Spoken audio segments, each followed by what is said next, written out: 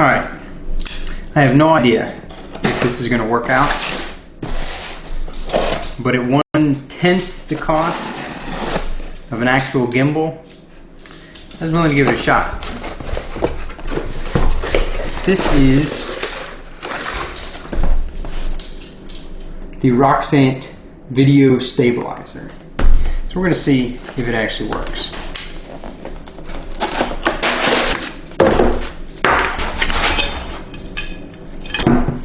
So this is what you get. You get the weight, the upper half, the handle, and the set screw. That's it. The idea behind this system is that you balance the camera sitting on top, which goes on this 1/4 thread, and you balance that out with the weights on the bottom, and it gives you smooth video. So we're going to see how well that works.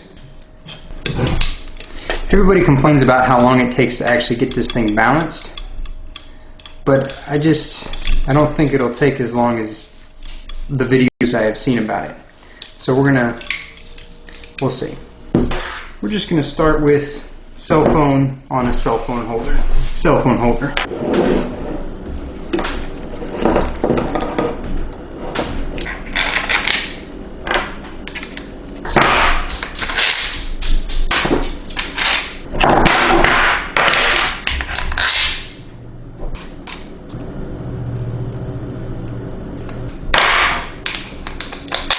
The first setup does seem to be quite trial and error based. Alright, I think I got it pretty well balanced. Maybe not perfect.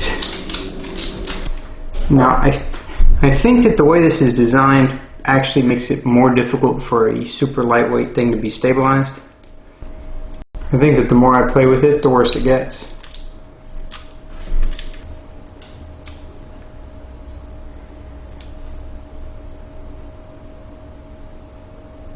Alright, I'm going to try it with the A6500 now. Alright, it got a little dark and rainy yesterday, so I didn't do any more filming. Also got my haircut. Stabilizer was just as difficult to balance as all the other reviews said. It was very touchy. You had to get it just right for it to seem to work. It kind of wanted to, as you moved around with it, it kind of wanted to float one side or the other. So it's not super user friendly. So you kind of want to pick one device and stick with it. I think it's actually starting to rain right now. Anyways, so what I've got is the Joby Gorillapod here, and I'm going to do a quick walking test with it facing me and facing the other direction to see what kind of stabilization we get out of it just hand holding. I'll also do the same little walk with just holding on to the camera itself. So here's me walking with the camera on the Joby Gorillapod facing back towards myself.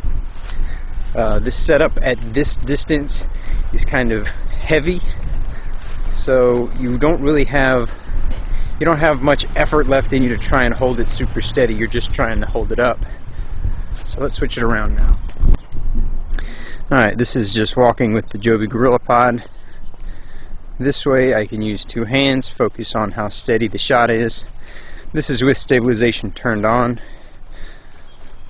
And now I'll turn around and walk back.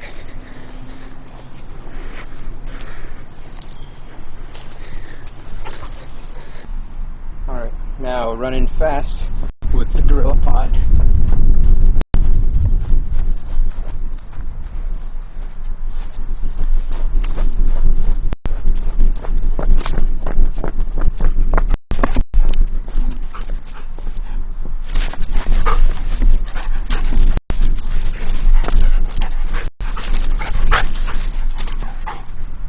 Alright, now handheld, walking both directions. Again, this is the 18-105 with steady shot turned on.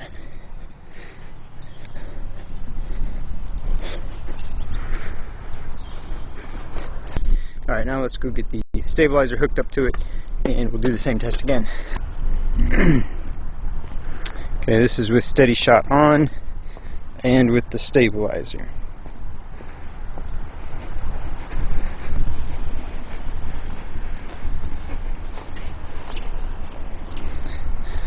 Let's see how fast movement works.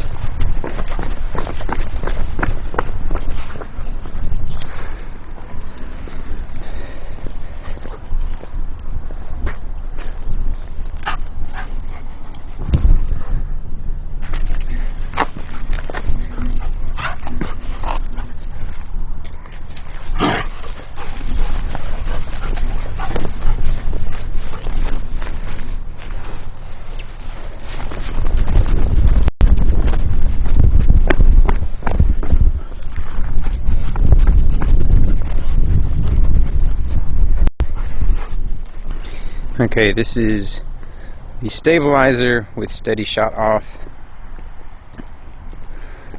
It's kind of difficult to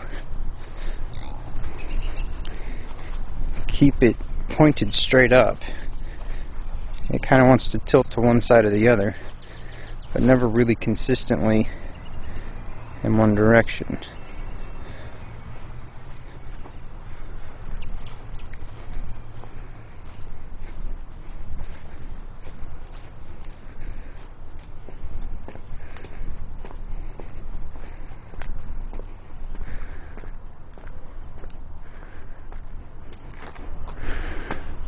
See, it's like sideways. Alright, selfie with the stabilizer. Let's go check out the footage and see how it turned out.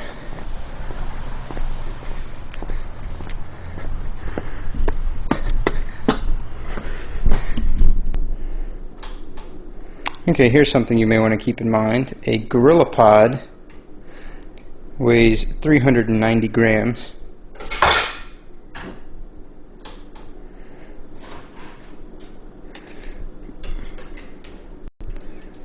The Roxant Pro weighs nearly 3 times that. And you'll need all the weights for the Sony A6500. So my conclusion is that if you've got a specific use for it, then give it a shot. But for me personally, I can see this just me keeping it and it's sitting on a shelf for its entire existence. I'm probably going to return it and use that to buy a new set of the Gorillapod legs because mine are kind of wore out. There's a few reasons that I say that. One, it takes a while to get set up. And once you do get it set up, you better not put anything else on it because then you'll have to reset it up. And if you're going to spend that much time trying to set it up, you're not going to be spending any time taking videos or pictures or whatever you're out to do. So I wouldn't spend the time to set it up to get the little extra bit of stabilization that it provided. It helped a lot with the running, the fast videos, but it was just a very tiny amount on the slow videos, and it was a lot less controlled. It was tilting. It kind of, when you would turn, it would kind of float and hang out and just spin right in your hands. When I was trying to follow stars while going quickly, it was all over the place. And the weight was another big factor. It weighed 3 times what a Gorillapod weighed, and that's a factor I'm going to have to consider if I'm going to take it hiking or traveling with it. It's just it doesn't make any sense to have something that weighs that much that doesn't really give you that much of an edge. It helps a little bit, but that's it. So at the end of it all, I can't say I'd recommend it. If you can see the specific purpose that you've got for it, then give it a shot. Try it out. That's what I did. I thought that maybe I could shoot some videos while hiking with it and get rid of a little bit of the trail bumpiness, but I wouldn't pack something that heavy. Hopefully this helped you guys out. Hopefully you learned something. Catch me in the next one.